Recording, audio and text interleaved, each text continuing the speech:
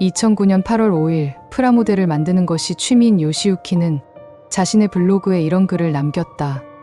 제가 사랑하는 여자와 2박 3일 혼전여행을 떠나기로 했습니다. 결혼 후에는 예전만큼 글을 올리지는 못하겠지만 최선을 다하겠습니다. 그는 유명한 프라모델 블로거로 회원들은 그의 결혼을 진심으로 축하했다. 그리고 다음 날 그는 사이타 마현의 한 주차장의 렌터카 안에서 싸늘한 시체로 발견된다. 신고를 받고 출동한 경찰은 차 안에서 연탄과 성냥을 발견하였고 연탄불에 의한 일산화탄소 중독으로 사망한 것으로 드러났다. 부검 결과 수면제와 알코올 성분이 검출됐는데 타살 흔적은 전혀 없었기에 경찰은 전형적인 자살이라고 생각했다. 그러나 의문스러운 점이 한 가지 있었는데 차 안에서 차키가 발견되지 않았다는 것이다. 만약에 그가 자살을 시도했더라면 차키를 가지고 있어야 하는 게 정상이었기에 타살의 가능성을 두고 주변 탐문 수사를 실시한다. 요시유키의 지인들은 그가 자살할 사람이 아니라고 했으며 차 안이나 집에서도 유서가 발견되지 않았다. 그리고 사건 전날 블로그에 남긴 글을 통해 여자친구와 혼전여행 중이었다는 것을 알아냈다. 즉시 유력한 용의자인 여자친구를 불러 신문했는데 그녀는 요시유키와 차 안에서 결혼 문제로 다툰 후 그에게 이별 통보를 하고 혼자 집에 돌아갔다고 말했다. 경찰은 우선 살해한 직접적인 물증이 없었기에 그녀를 집으로 돌려보냈다.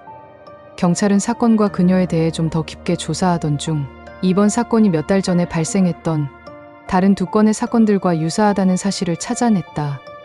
두 건의 사망자 모두 수면제를 먹고 연탄불에 의해 자살한 것이었다.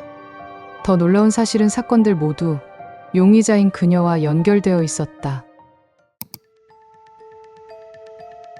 그녀의 이름은 키지마 카나에. 조사 결과 사건 발생 며칠 전 그녀가 병원으로부터 수면 유도제를 처방받았는데 이것은 요시유키의 몸에서 나온 성분과 같은 것이었다. 경찰은 키지마를 당장 체포하였고 강도 높은 신문을 통해 그녀의 자백을 받아낼 수 있었다. 2009년 7월 중순 그녀는 결혼 매칭 사이트에서 요시유키를 만났다. 그는 부모님이 물려주신 작은 건물이 하나 있었는데 이곳에서 나오는 임대료로 생활하고 있었고 프라모델 블로거로 활동 중이었다. 둘은 결혼을 조건으로 깊은 관계를 가졌지만 키지마는 그럴 마음이 전혀 없었고 그녀의 목적은 오로지 그의 돈이었다. 그녀는 미래의 결혼 생활을 위해 요리학교를 등록해야 한다는 명목으로 요시유키로부터 470만 엔을 빌렸는데 갚을 자신이 없자 혼전여행을 빌미로 그를 살해했다고 한다. 키지마는 다른 두 건의 살인에 대해서도 진술하였다. 그녀의 첫 번째 피해자는 53세의 타카오라는 평범한 회사원이었다. 그들은 2008년 6월에 매칭 사이트에서 만났고 타카오는 교제하면서 그녀에게 호감을 느껴 결혼을 하자고 고백하였다. 키지마는 이것을 이용해 결혼을 받아들일 테니 만날 때마다 돈을 달라고 요구하였고 그렇게 해서 받은 금액은 총 700만 엔이었다고 한다. 하지만 시간이 지날수록 결혼을 하지 않는다면 이 돈을 다시 돌려줘야 할 수도 있었기에 항상 마음 한구석에 불안감이 있었다.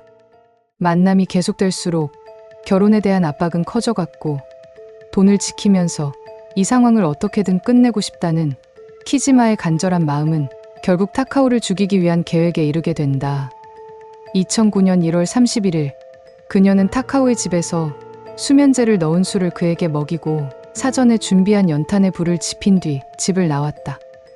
그로부터 4일이 지난 2월 4일 오후 6시경 타카오가 며칠째 출근을 하지 않자 걱정된 직장 동료는 그의 집을 방문하지만 현관문이 잠겨 있었다고 한다. 하지만 창문으로 다가갔을 때 연탄 냄새를 맡았고 이상하다고 생각한 그는 경찰에 신고하였다.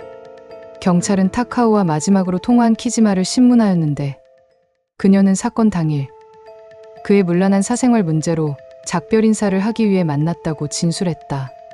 그가 송금한 1,700만 엔에 대해서는 결혼을 준비하기 위해 받은 준비자금이라고 말했다. 경찰은 이러한 그녀의 말을 믿었고 그가 이별 통보에 비관하여 자살한 것으로 단정지으며 부검도 하지 않았다고 한다. 두 번째 피해자는 80세의 켄조라는 노인이었는데 2008년 10월 그는 인터넷으로 간병 도우미를 찾던 중 키지마를 고용하게 된다. 그녀는 어릴 때부터 요양원 봉사활동에 자주 참여한 경력이 있었기에 이 같은 일을 할 수 있었다. 간병할 때는 그 누구보다도 친절하고 다정했지만 그녀의 진짜 목적은 따로 있었다. 켄조는 저명한 화가로 집에는 그의 작품들이 다수 걸려 있었는데 그녀는 그의 작품들을 몰래 조금씩 훔쳐서 부유층들에게 헐값에 팔아넘겼다. 켄조의 아들은 당시 이것에 대해 간병인보다는 친척들을 의심했다고 한다. 또한 켄조에게 결혼을 하는 조건으로 그의 신용카드를 가지고 마음대로 쇼핑하는 일이 빈번했으며 이 사실을 눈치챈 그의 아들은 그녀에게 법적 조치를 취하겠다고 이메일을 보냈지만 키지마는 아버지의 기분 전환을 위해 여행을 간 거라면서 거짓말하였다. 그 이후에도 켄조의 계좌에서 마음대로 돈을 인출하였고 이제까지 한 짓을 들키지 않기 위해 살인을 계획하였다. 2009년 5월 15일 오전 9시경 키지마는 해왔던 대로 그에게 수면제를 먹인 뒤 연탄불을 피웠는데 이불에 불이 옮겨 붙는 바람에 집이 전소되고 만다. 경찰은 평소 켄조가 담배를 많이 핀다는 아들의 증언에 따라 그의 부주의로 인한 화재로 결론을 내리게 된다. 추후 조사에서 키지마는 사건 당일에도 켄조의 계좌에서 현금 약 180만 엔을 인출했다고 밝혔다. 키지마의 실제 모습은 이렇다. 그녀는 어린 시절부터 남다르게 돈에 집착했고 물욕도 강했다. 남의 돈이나 값비싼 물건을 훔치는 일도 잦았으며 고등학교 시절에는 원조 교재를 통해 돈을 벌어 명품들을 구입했다고 한다.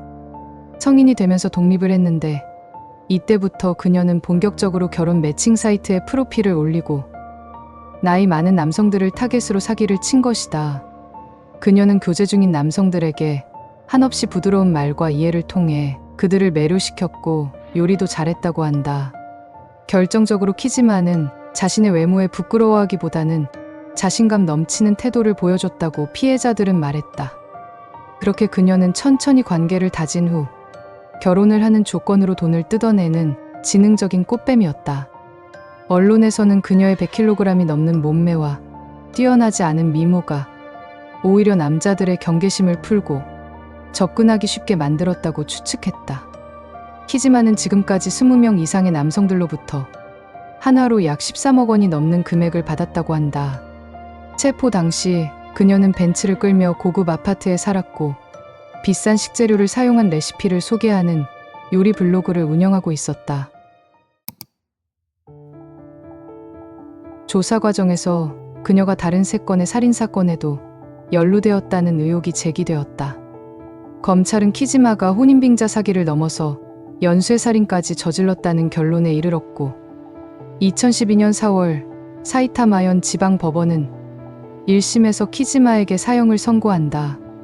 하지만 2013년 10월 17일 그녀의 변호인단은 상황 증거만으로는 유죄가 인정될 수 없다며 무죄를 주장했지만 검찰은 항소를 기각하였고 2017년 4월 14일 대법원은 키지마에게 사형을 확정하게 된다. 더 놀라운 사실은 확정 사형수로 수감된 상태에서 그녀는 옥중 결혼을 3번이나 하였다. 2015년 3월 그녀의 블로그 구독자였던 60대 회사원과 결혼했지만 남자의 교통사고로 인해 2016년에 이혼하였고 두 번째 결혼은 수감되기 전부터 알던 지인으로 결혼 후 금방 헤어지게 된다.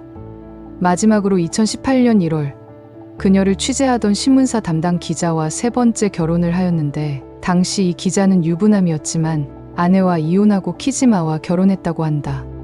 그녀는 또한 2013년 12월 24일부터 키지마 카나의 구치소 일기라는 블로그를 시작하였다. 대부분 그녀의 성장 과정과 생각들을 적었고 추후 이것들을 종합하여 자전적 소설을 발표하였다. 하지만 소설에서 자신이 뛰어난 성적 능력을 가지고 있다고 주장하여 논란을 일으키기도 했다. 키지마는 현재 사형 날짜를 기다리며 사형수로 구치소에 수감 중이다.